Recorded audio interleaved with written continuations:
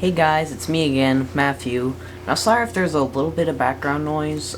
We have the washer running, and I know I didn't post a video yesterday. I know I didn't do a daily devotion yesterday, but I'm making up for it for reading 2 chapters of Genesis.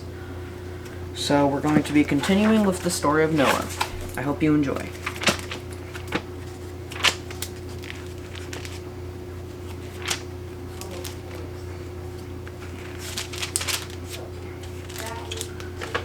Chapter 7. The flood covers the earth. When everything was ready, the Lord said to Noah, "Go into the boat with all your family, for among all the people of the earth I can see that you alone are righteous. Take with you 7 pairs, male and female, of each animal that I have approved for eating and for sacrifice, and take 1 pair of each of the others. Also take 7 pairs of every kind of bird. There must be a male and a female in each pair, to ensure that all life will survive on the earth after the flood.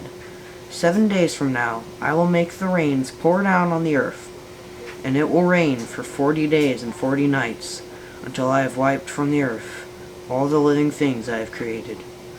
So Noah did everything as the Lord commanded him. Noah was 600 years old when the flood covered the earth. He went on board the boat to escape the flood.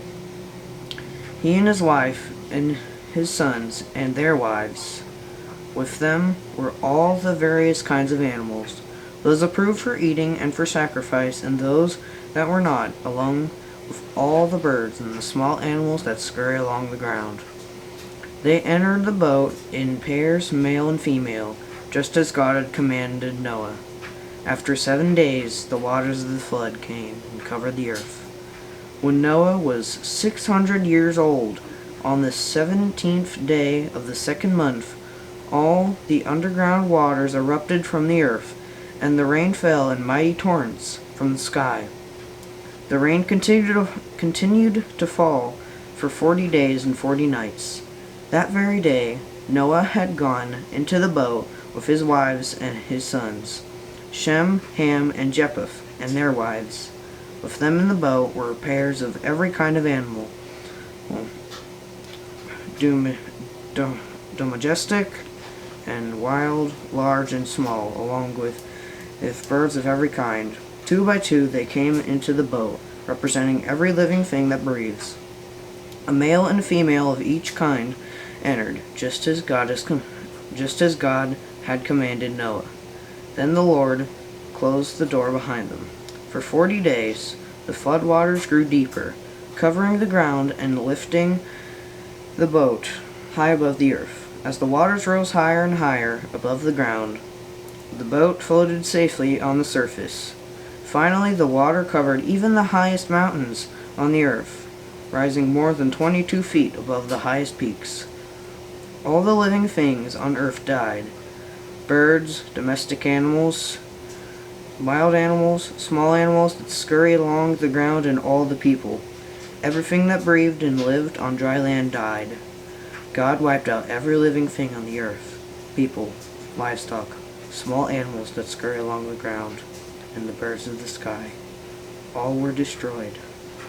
The only people who survived were Noah and those with him in the boat. And the flood waters covered the earth for 150 days. The flood recedes. But God remembered Noah and all the wild animals and livestock with him in the boat. He sent a wind to blow across the earth, and the flood waters began to recede. The underground waters stopped flowing, and the torrential rains from the sky were stopped. By the way, we're on chapter 8 now. So the flood waters gradually receded from the earth. After 150 days, exactly 5 months from the time the flood had begun, the boat came to rest on the mountains of Ararat. 2.5 months later, as the waters continued to go down, other mountain peaks became visible.